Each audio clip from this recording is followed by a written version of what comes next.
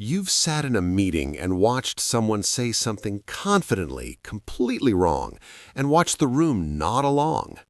You've watched a mediocre person get promoted while the sharpest person in the department got quietly overlooked. You've watched the loudest voice win the argument it didn't deserve to win. And you've walked away asking the same question every intelligent person eventually asks. How is this possible? How do people like that end up in charge of anything? You're not bitter, you're not jealous, you're confused, because the evidence to you is obvious, the pattern is clear, and yet, somehow, the people who can't see the pattern keep ending up on top of it. Arthur Schopenhauer had an answer. Not a comforting one, not the answer self-help books sell you, the one where if you just work harder, stay humble, play the long game, merit will win out. He had the other answer, the real one, the one that explains not just why this happens, but why it could never have been any other way. And here's what makes it worth hearing. Understanding it doesn't make you powerless. It makes you, for the first time, free of the illusion that was exhausting you. Because you haven't been losing to idiots, you've been losing to a system, one that was never designed to reward what you think it rewards. And once you see the architecture of that system clearly, you stop throwing yourself against walls that were never going to move. Schopenhauer saw all of this. He named it. And in this video, we're going to walk through every piece of it. Let's start at the foundation, because if you misunderstand this, everything else will feel like complaint rather than philosophy. Schopenhauer's entire worldview rests on one central idea. Beneath all of human behavior, beneath ambition, love, politics, social climbing, every meeting and every election and every office hierarchy, there is a single blind force driving it all. He called it the will. Not your will, not a conscious, rational will with goals and principles, a will that has no goal, no destination, no purpose, just striving. Endless, indifferent, purposeless striving. And here is the critical thing. The will does not favor intelligence. It favors persistence, aggression, the desire for dominance, the capacity to want power so badly that you feel no discomfort pursuing it at the expense of others. The will is not a meritocracy. It is a force. And the people who are most thoroughly possessed by it, who have the least resistance to its impulses, who want and push and grab without the break of self-reflection, those are the people the will carries furthest. Think about what self-reflection actually does to ambition. The moment you stop and ask, should I want this? Is this actually worth the cost? What am I sacrificing to get here? You've introduced friction, you've slowed down, and in any environment where power is a competition, friction is a disadvantage. The person who never asks those questions has no friction. They want, they move, they take. And because they do this consistently, automatically, without the weight of doubt, they accumulate. Schopenhauer wrote, "The will is the strong blind man who carries on his shoulders the lame man who can see." Read that again. The blind man is strong, the seeing man is lame. Strength and vision are separated, and in the physical world, in the world of power, strength moves and vision watches. This is not cynicism, this is mechanics. It explains something you've probably observed, that the people who reach the top of most hierarchies are not the most thoughtful, they are the most driven, and driven in the specific sense of being least impeded by their inner life. The less you question yourself, the faster you move. The faster you move, the more ground you cover. The more ground you cover, the more powerful you appear, and appearance of power generates actual power. The intelligent person, meanwhile, is busy questioning, evaluating, considering second and third order consequences, feeling uncomfortable about the cost to other people, pulling back. Not because they're weak, because they're awake. and wakefulness in the arena of raw, will-driven competition is a liability. Modern psychology has a name for one dimension of this, the dark triad. Narcissism, Machiavellianism, psychopathy consistently predicts career advancement in competitive hierarchies. Not because organizations want these traits, because these traits are frictionless. They don't self-correct, they don't hesitate. Schopenhauer explained this long before the research existed. So the first truth is this: the idiots aren't winning because the system is broken. They're winning because the system is running exactly as the will designed it, and the will has never cared about intelligence. This is the ground we're standing on. Everything else gets built on top of it. Now we go one level deeper, because the will isn't the only mechanism at work here. There's a second force that compounds everything, and it operates right at the surface of social life, where everyone can see it and almost no one correctly interprets it. Confidence. Not earned confidence, the quiet certainty that comes from genuine understanding, the other kind, the performed kind, the kind that has no relationship whatsoever to actual competence, but which registers to the human social brain as authority, as leadership, as the signal that says, this is someone worth following. You've felt its effect on you.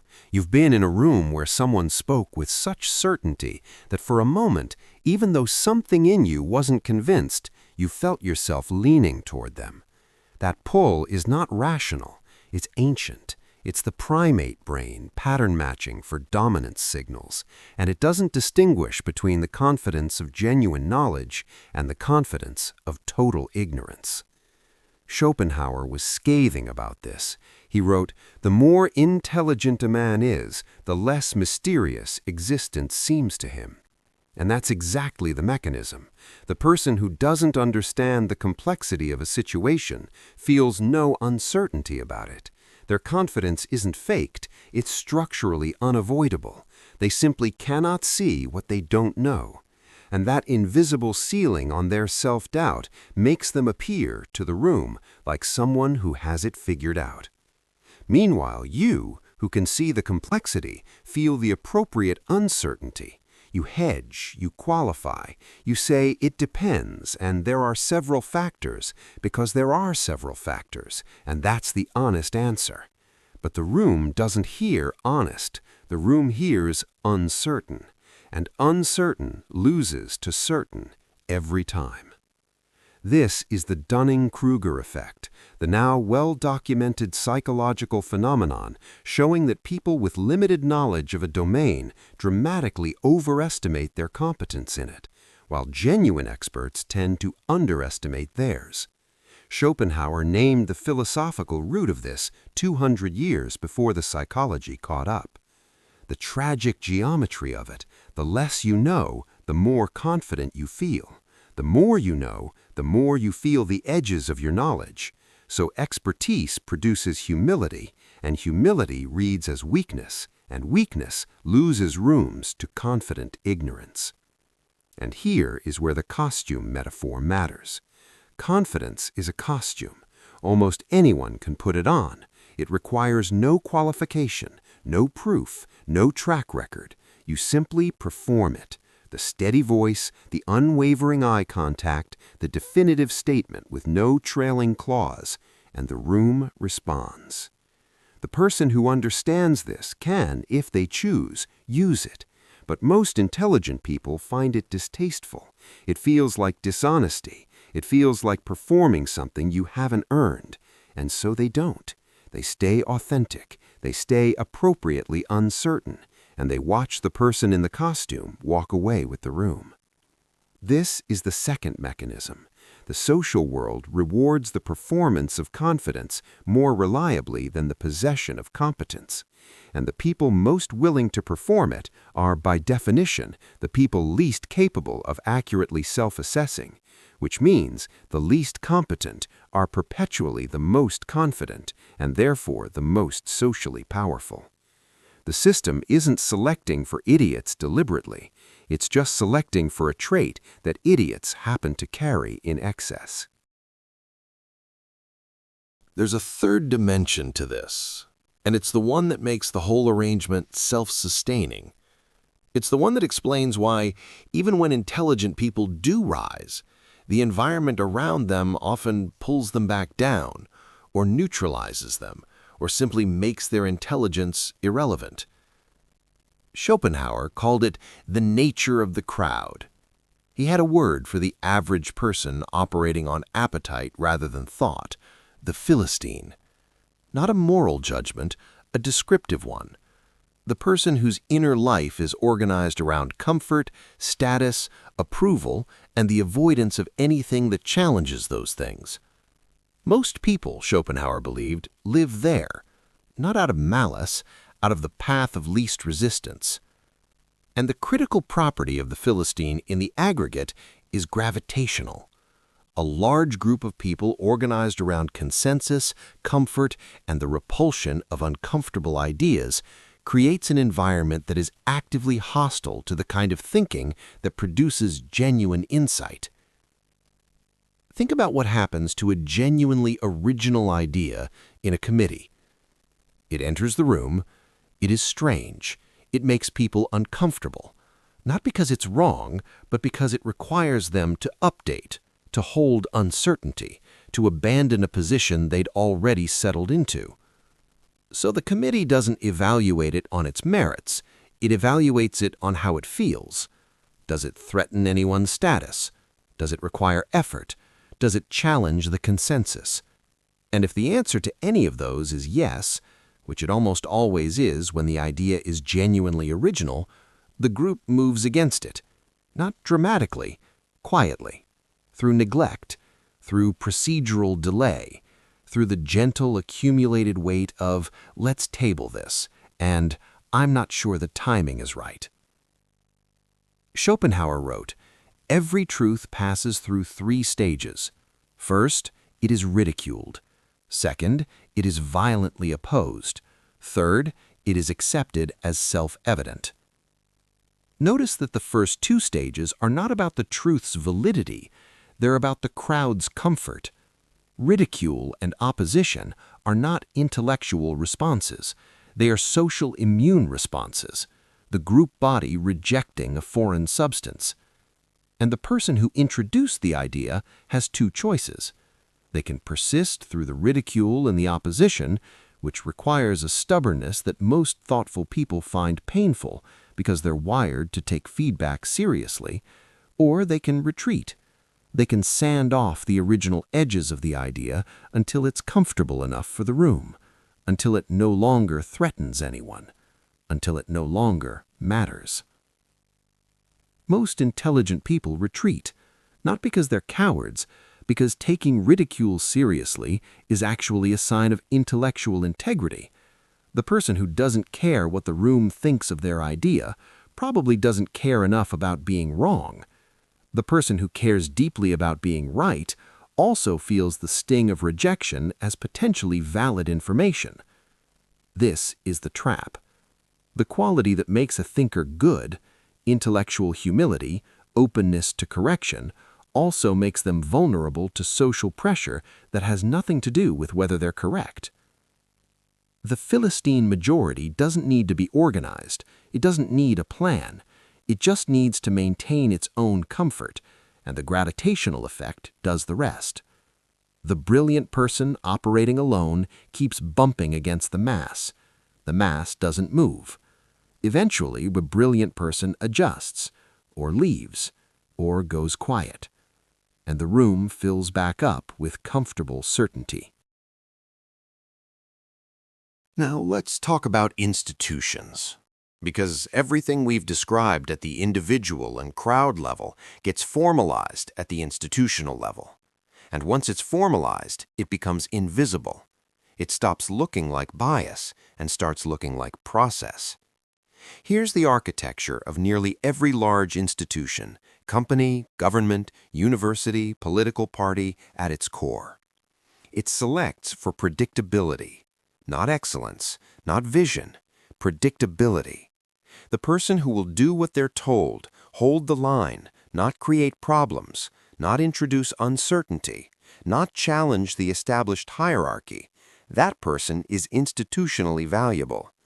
The person who sees the systemic flaw in the process and says so is institutionally threatening, not because the flaw isn't real, because the person who named it has introduced unpredictability. And institutions, by their nature, are organized to reduce unpredictability. It's what makes them scalable. It's also what makes them mediocre. Schopenhauer saw this operating at the level of academic philosophy, his own field, with barely contained fury. He watched Hegel, whom he considered a fraud of extraordinary confidence and minimal genuine insight, dominate the German intellectual establishment for decades. He scheduled his own lectures at the same time as Hegel's at the University of Berlin, certain that students would see the difference. They didn't come. He wrote that the professoriate rewarded not philosophical truth, but philosophical reputation, the appearance of profundity, the performance of depth, the production of language complex enough to seem profound to people who couldn't evaluate whether it actually was. Sound familiar? This is institutional credentialing in its pure form, a system that cannot accurately evaluate genuine quality, so it evaluates proxies for quality instead. Titles, publications, conference invitations, the endorsement of other credentialed people. The more the system relies on proxies, the more it selects for people who are good at acquiring proxies, and those are not always, or even usually, the people who are good at the underlying thing the proxies are supposed to represent. The neuroscience of this is relevant. Research on in-group favoritism shows that people in positions of power consistently evaluate candidates from their own social group more favorably, not because they're consciously biased, but because familiarity reads as competence. The person who reminds you of yourself, who uses the language you use, who shares your references, they feel more capable, and feeling more capable becomes the selection criterion. So the machine self-replicates. The mediocre leader hires people who remind her of herself. They hire people who remind them of themselves.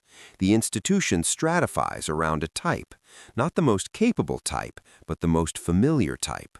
And anyone who breaks the pattern, who is too sharp, too honest, too disruptive, too visibly different, gets quietly filtered out. This isn't malice, it's gravity. And Schopenhauer would tell you, don't waste your indignation on it. Understand it instead.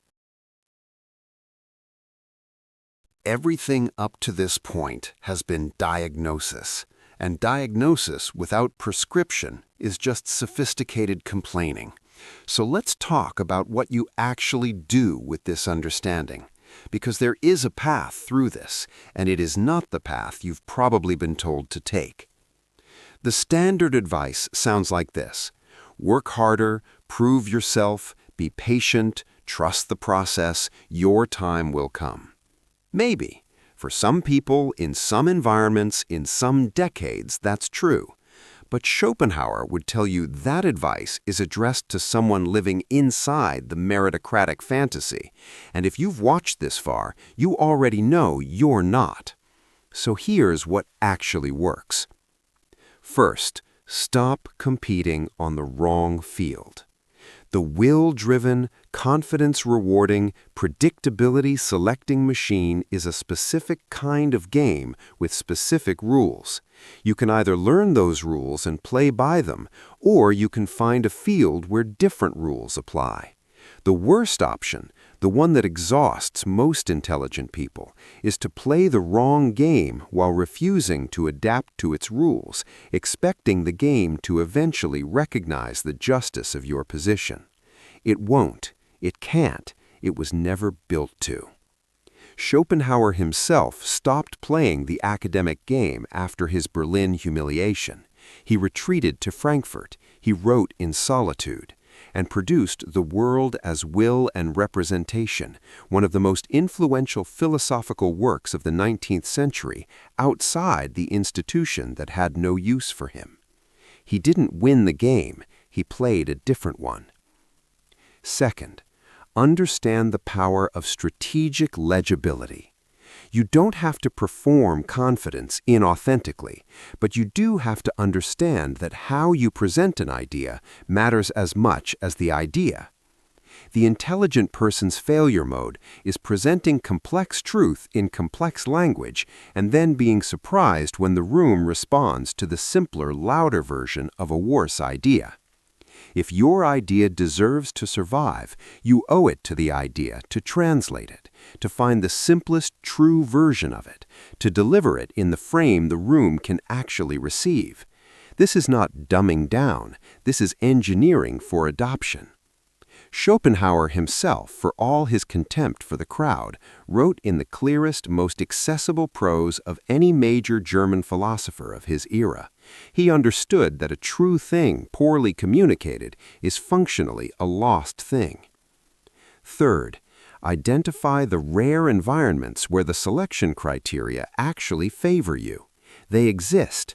Small companies in their early phase before institutional calcification sets in, research environments with genuine intellectual culture, creative fields with clear output metrics, collaborative projects where the work speaks loudly enough to overcome social dynamics. The intelligent person's task is not to fix every broken environment they encounter. It's to recognize which environments they can actually thrive in and weight their time accordingly. Schopenhauer wrote, "Talent hits a target no one else can hit. Genius hits a target no one else can see." The second part of that is the relevant warning. If no one else can see the target, make sure you're at least in an environment where people are looking. Fourth, protect your inner life ferociously. The greatest danger isn't that the mediocre will defeat you in competition. It's that the constant friction of operating in environments that don't value you will gradually convince you that you aren't valuable, that the room's indifference is accurate data about your worth. It isn't, but the damage is cumulative, and it's quiet, and it's real.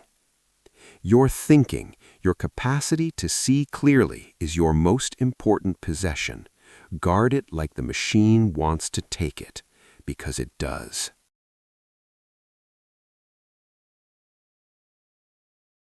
Let's name something that has probably been sitting under this entire conversation. Anger.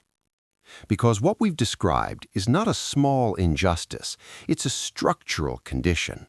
The world has been organized at nearly every level in ways that systematically undervalue clear thinking and systematically reward its absence. And if you've lived inside that reality, if you've watched it play out in your career, your relationships, your social life, you're probably carrying some version of quiet fury about it. That's legitimate. Don't let anyone spiritually bypass you out of it with a "let it go." The anger makes sense. The indignation is appropriate. But here's what Schopenhauer would tell you about what to do with it. Nothing you do with that anger directed outward will change the structure. You can expose mediocre people. You can write the devastating performance review. You can win the argument in the meeting. You can prove the point. And the machine will absorb it and continue. Because the machine isn't run by the people you're angry at. It's run by the underlying mechanics of the will, which doesn't have a face you can argue with. Directing your anger outward is not a solution. It's a tax. It costs you energy, clarity, and peace of mind in exchange for a momentary satisfaction that changes nothing structural. Schopenhauer's answer, and it is a hard one, is redirection. Not suppression, not spiritual bypassing, redirection. Take the fuel of the anger and route it into the one place where it actually produces something, your work. Every philosopher, artist, writer, scientist who has produced work of lasting value has been to some degree powered by the gap between what the world was and what they saw it should be. Schopenhauer's contempt for intellectual cowardice powered the clarity of his writing. His rejection by the academic establishment freed him from the need to be legible to it. His anger became precision. This is the distinction between bitterness and fuel. Bitterness is what happens when the anger has nowhere to go, when it loops back on itself, festers, and slowly corrodes your capacity for clear perception. Bitter people can't think well. They see everything through the filter of their wound. Fuel is what happens when the anger is converted, when the same energy that could have powered resentment instead powers production. The bitter person says they don't deserve to be where they are. The fueled person says, then let me build something they cannot ignore. The second thing to do with the rage, and this is the deeper move, is to follow Schopenhauer into what he called the denial of the will. Not defeat, not resignation, the deliberate choice to stop letting the striving machine run your inner life, to step back from the competition entirely, not because you've given up, but because you've seen through it clearly enough to know it was never the point. The person who has truly seen the architecture of mediocrity's victory is free from needing to defeat it. They can simply build something else, somewhere else, with someone else for reasons the will never had access to. That is not losing. That is the most radical form of winning available. Here's what it all adds up to. The idiots aren't controlling everything because life is unfair. They're controlling everything because the system was always running on a different operating system than the one you installed. You were running on understanding. The system runs on will. And will, blind, persistent, unquestioning will, has always moved faster in the short term than understanding. This is not a new problem. It is the oldest problem. Schopenhauer didn't discover it. He simply had the courage to describe it without flinching. You are not broken for seeing it clearly. The fact that you see it, the fact that the mechanism is visible to you in a way it isn't to the people operating it, is not a curse. It is the beginning of actual freedom. Because the people running the machine are not free. They are possessed by the will, by the drive for status and dominance that they cannot examine because they don't have the inner life to step outside of it.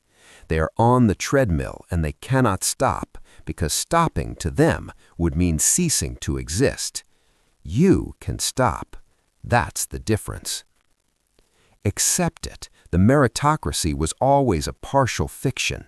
Accept it. The most confident voice in the room is rarely the most correct one. Accept it. Institutions select for the manageable, not the exceptional.